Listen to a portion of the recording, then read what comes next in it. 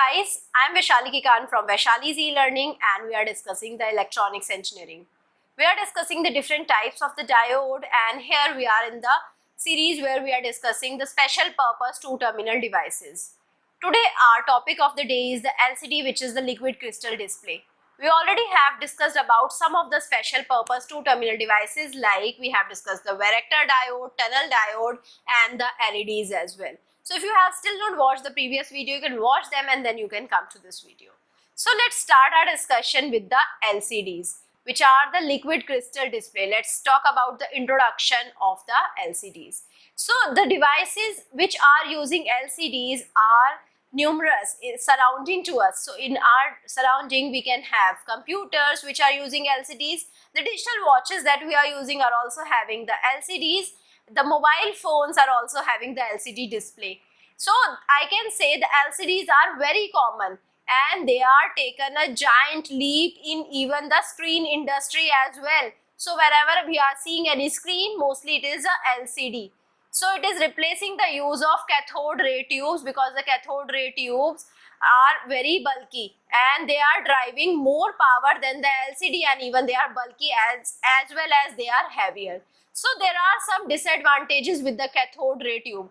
LCDs have lower power consumption than the LEDs as well, and this is the reason LCDs are preferred over LED. Whenever you want to have a device with the lower power consumption, you will go with the LCD, right? So LCD are compatible with the MOS integrated circuit due to the lower power consumption. We all know whenever we have the BJTs are having the higher power consumption, the MOS ICs are having the lower power consumption. The BJTs, bipolar ICs, are having the higher power consumption, although the bipolar ICs are faster as compared to the MOS ICs. LCDs are compatible with the MOS ICs which are having the lower power consumption. So we are preferring the LCD for the lower power consumption purposes. Also the LCDs are having the low cost and they are having the good contrast as well as compared to the LED. So due to all of these features of the liquid crystal display, they are preferred over the LEDs, and also they are preferred over the other devices like the CRT. Coming to the disadvantages of the LCDs. Some additional requirement of the light source would be there for the LCDs.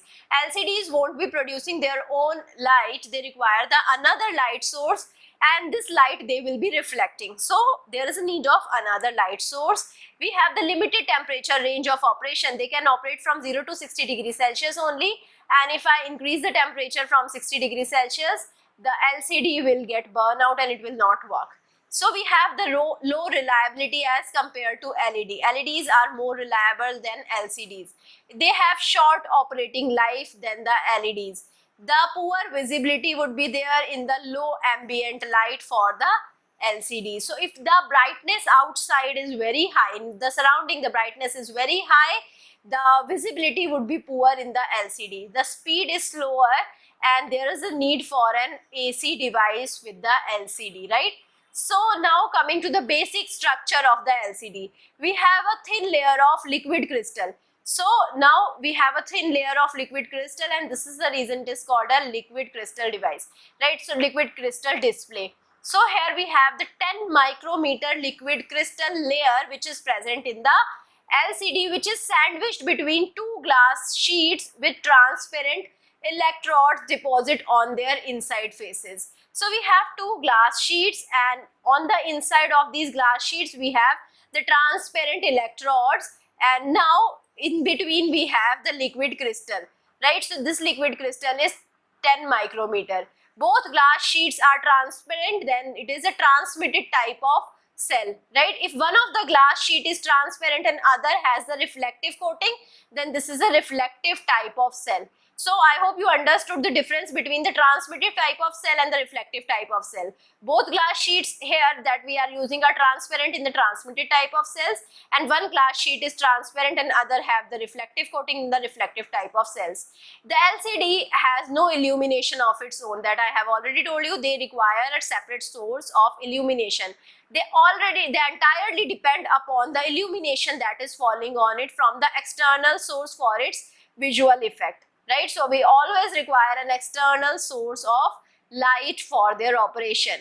coming to the making of LCD. Here we require two polarized glass pieces, right? So two polarized glass pieces are taken, and here the glass will be not be having any polarized film on it. So what we are doing, we are rubbing it with the special polymer. So when I am rubbing the glass with the special polymer, the microscopic grooves are created on its surface. The microscopic grooves when are created on the surface of the glass polymer, so at that time we can call it as a polarized glass. So these grooves are on the same direction as the polarizing film that is present. So now after that we are adding a coating of nematic liquid crystal to one of the filter, right? So we can take the polarizing film, and now after that we are taking the filter, right, that we have on the glass. Now what we are doing, we are adding a coating of nematic liquid crystal to one of the filter. Now groove cause the first layer of molecule to align with the filter's orientation. The filter's orientation is aligned with the first layer of molecule. How? With the help of the groove. Right angle to the first. Now till uppermost layer is 90-degree angle to the bottom. Now the uppermost layer is at the 90-degree angle to the bottom. Each successive layer of ion molecule keeps twisting, right? So here we are going to keep twisting the molecules. First filter polarized as the light strikes at it. Now light will pass through each layer and it is guided on to the next layer with the help of the various molecules. The molecules tend to change their plane of vibration to match their own angle, right? So molecule will be changing the plane of their own vibration so that the angle will be matched. Now light reaches far side of the liquid crystal substance. By moving from each one of the plane, it vibrates at the same angle as the final layer of the molecule, right? So now we can see the vibration of the light is same as the vibration of the final layer of the molecule. So light is only allowed to enter if the second polarized glass filter is the same as the final layer, right? So principle behind the liquid crystal molecule. The electric current is untwisting them, right, which changes the light angle, which changes in the angle of the top polarizing filter, and light passes through the particular area of the LCD. This area becomes darker compared to the other, right? So now when the electric current is untwisting the molecules, the changes would be there in the light angle, which changes the angle of the top polarizing filter, and thus the light passes through the particular area of the LCD, right? So now coming to the two types of the LCD. First is the dynamic scattering display.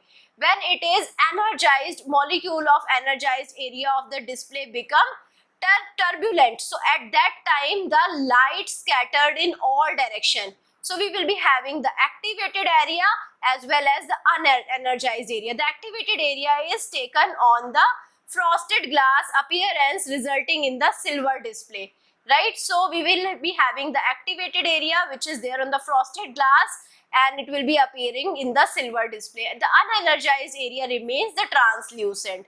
Now coming to the field effect display. In the field effect display, we have the front and the back polarizers at the right angle to each other. Without electrical excitation, the light coming through the front polarizer is rotated 90 degree in the fluid. So in this manner we have the two types of the LCDs, right? So now I hope you understood the basics of the LCD. I will be soon coming up with the working with the help of the animation so that you can understand the polarizers and the movement of the light in detail in the LCDs. So I hope you understood the basics in this video, and if you have any doubt, you can put the doubt in the comment and I will be trying to resolve your doubt as soon as possible. I hope you like this session. If you like it, please push the like button, subscribe to the channel, share it with your friends, and also give me your valuable feedback. And don't forget to download our mobile app Vaishali's e-learning. Thank you so much.